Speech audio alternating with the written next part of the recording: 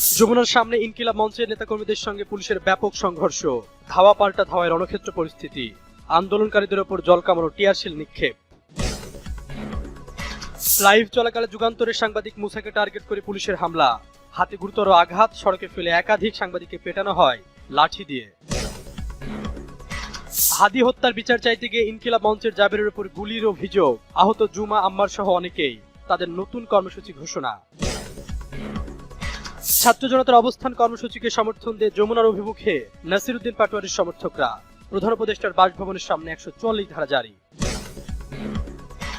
ইনকিলাব মঞ্চের অবস্থান কর্মসূচির মধ্যে মুখ খুললেন জামায়াত আমির, হাদি হত্যার বিচারে কোনো ছাড় নয়, ঝালকাঠির মানুষকে প্রতিশ্রুতি।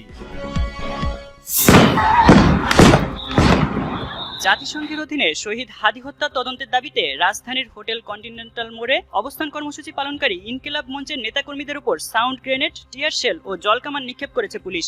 এতে বিক্ষোভকারীরা ছত্রভঙ্গ হয়ে যায়। শুক্রবার দুপুরে টানা দ্বিতীয় দিনের মতো ওই মোড়ে অবস্থান নেন সংগঠনটির নেতাকর্মীরা। বিকেল প্রায় 4টার দিকে পরিস্থিতি উত্তপ্ত হলে পুলিশ লাঠিচার্জের পাশাপাশি সাউন্ড গ্রেনেড, টিয়ার শেল ও জলকামান ব্যবহার করে তাদের সরিয়ে দেয়। ইনকিলাব মঞ্চের ফেসবুক পোস্টে জানানো হয়েছে, সংগঠনটির সচিব আব্দুল্লাহ আল জাবের গুলিবদ্ধ হয়েছেন। অন্য আরেকটি পোস্টে সংগঠনটি দাবি করে ডাকসু নেত্রী ফাতিমা তাসনিম জুমাকে বুট দিয়ে পালানো হয়েছে। ইনকিলাব মঞ্চের পক্ষ থেকে জানানো হয়, হাদি হত্যাকাণ্ডের তদন্ত জাতিসংঘের অধীনে নেওয়ার বিষয়ে সরকারের আনুষ্ঠানিক ঘোষণা না আসা পর্যন্ত তারা আন্দোলন চালিয়ে যাবেন। শুক্রবারের মধ্যেই এ বিষয়ে জাতিসংঘে চিঠি পাঠানোর দাবি জানান আন্দোলনকারীরা। এর আগে বৃহস্পতিবার বিকেল থেকে রাতভর একই স্থানে অবস্থান কর্মসূচি পালন করেন তারা। কর্মসূচিতে অংশ নেন ওসমান হাদির স্ত্রী রাবেয়া ইসলাম শম্পা, ইনকিলাব মঞ্চের সদস্য সচিব আব্দুল্লাহ আল জাবের এবং ঢাকা বিশ্ববিদ্যালয় শাখার মুখপাত্র ও ডাকসু নেত্রী ফাতিমা তাসনিম জুমা।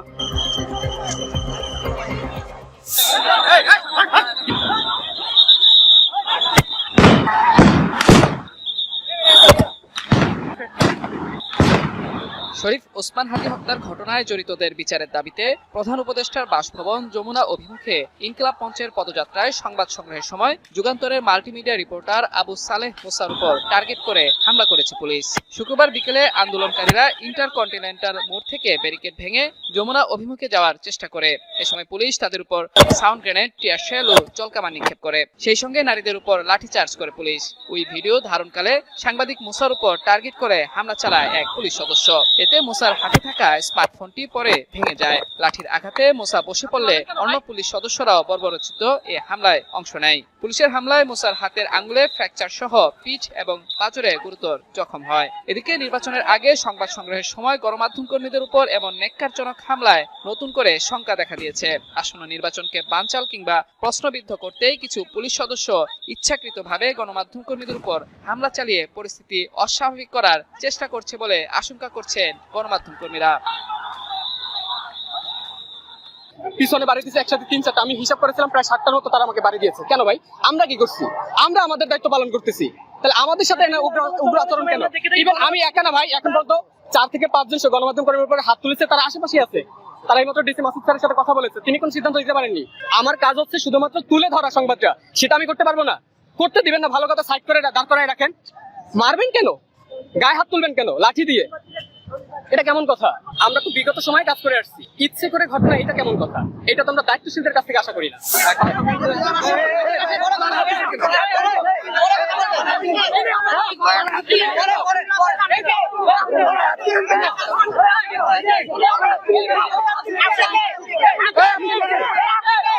পিছনে বাড়ি দিয়েছে একসাথে 3-4টা, আমি হিসাব করেছিলাম প্রায় 60টার মতো তারা আমাকে বাড়ি দিয়েছে। কেন ভাই?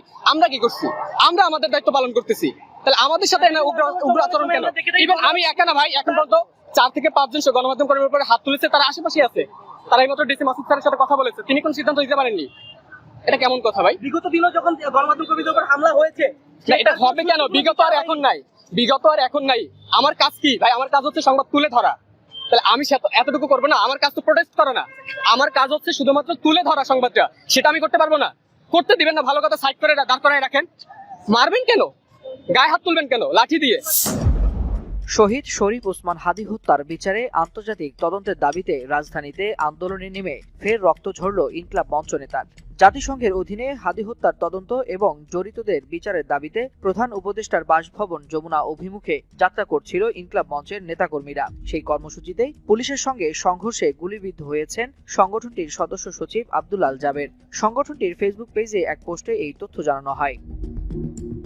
শুক্রবার বিকেল 4:30টার দিকে রাজধানীর ইন্টারকন্টিনেন্টাল মোড়ে এই সংঘর্ষের ঘটনা ঘটে। আন্দোলনকারীরা যমুনার দিকে অগ্রসর হলে পুলিশ ব্যারিকেড দিয়ে তাদের থামানোর চেষ্টা করে। এক পর্যায়ে ব্যারিকেড ভাঙার চেষ্টা হলে পরিস্থিতি উত্তপ্ত হয়ে ওঠে। পুলিশ জলকামান ও টিয়ার গ্যাস ব্যবহার করে আন্দোলনকারীদের ছত্রভঙ্গ করার চেষ্টা করে বলে জানা গেছে। সংঘর্ষের মধ্যেই গুলিবিদ্ধ হন জাবের। ইনকিলাব মঞ্চের দাবি, এই ঘটনায় শতাধিক আন্দোলনকারী আহত হয়েছেন। তবে ঢাকা মেডিকেলের পুলিশ ফাঁড়ির ইনচার্জ মোহাম্মদ ফারুক বলেন, 3 জনকে হাসপাতালে চিকিৎসা দেওয়া হচ্ছে, তবে কেউ গুলিবিদ্ধ নয়। সংগঠনটির পক্ষ থেকে জানানো হয়েছে, আহতদের দ্রুত চিকিৎসা দেওয়া হচ্ছে এবং আপাতত নতুন কোনো জমায়েত করা হবে না। তবে চিকিৎসা শেষে আবারও রাজপথে নামার ঘোষণা দিয়েছে ইনকিলাব মঞ্চ। এদিকে সংঘর্ষে আহতদের সঠিক সংখ্যা ও অবস্থার বিষয়ে বিস্তারিত তথ্য এখনো জানায়নি পুলিশ। তবে ইনকিলাব মঞ্চের পক্ষ থেকে পরিস্থিতি শান্ত রাখার আহ্বান জানালেও রাজধানীর রাজপথে নতুন করে উত্তেজনার আশঙ্কা দেখা দিয়েছে। ওয়ালিউল হাসানাত, যুগান্তর নিউজ। জাতিসংঘের অধীনে ওসমান হাদি হত্যার তদন্ত ও হত্যাকাণ্ডে জড়িতদের বিচারের দাবিতে প্রধান উপদেষ্টার বাসভবন যমুনা অভিমুখে গেলে ইনকিলাব মঞ্চের নেতাকর্মীদের ছত্রভঙ্গ করতে জলকামান ও টিয়ার গ্যাস ব্যবহার সহ লাঠিচার্জ করে পুলিশ। এ সময় ইনকিলাব মঞ্চের মুখপাত্র আব্দুল্লাহ আল জাবের সহ বেশ কয়েকজন সংবাদকর্মী আহত হন। শুক্রবার বিকেলে এই ঘটনা ঘটে। ইনকিলাব মঞ্চের নেতাকর্মীদের উপর পুলিশি হামলার প্রতিবাদে প্রধান উপদেষ্টার বাসভবন যমুনার সামনে গিয়েছেন ঢাকা 8 আসনের 11 দলীয় জোটের প্রার্থী ও জাতীয় নাগরিক পার্টি এনসিপির মুখ্য সমন্বয়ক নাসিরউদ্দিন পাটোয়ারি ও তার সমর্থকরা। এর আগে বিকেল 3:50 দিকে ইন্টারকন্টিনেন্টাল মোড় থেকে যমুনা অভিমুখে যাওয়ার সময় পুলিশের ব্যারিকেড ভেঙে সামনে এগিয়ে যেতে গেলে পুলিশ ইনকিলাব মঞ্চের নেতাকর্মীদের বাধা দেয়। এ সময় আন্দোলনকারীদের ছত্রভঙ্গ করতে পুলিশ জলকামান ও টিয়ার গ্যাস ব্যবহার সহ লাঠিচার্জ করে। এদিকে নারীদের উপর লাঠিচার্জের সময় ছবি তুলতে গেলে যুগান্তরের মাল্টিমিডিয়া রিপোর্টার আবু সালেহ মুসার উপর ইচ্ছাকৃতভাবে হামলা চালায় পুলিশ। হামলায় গুরুতর আহত হন মুসা।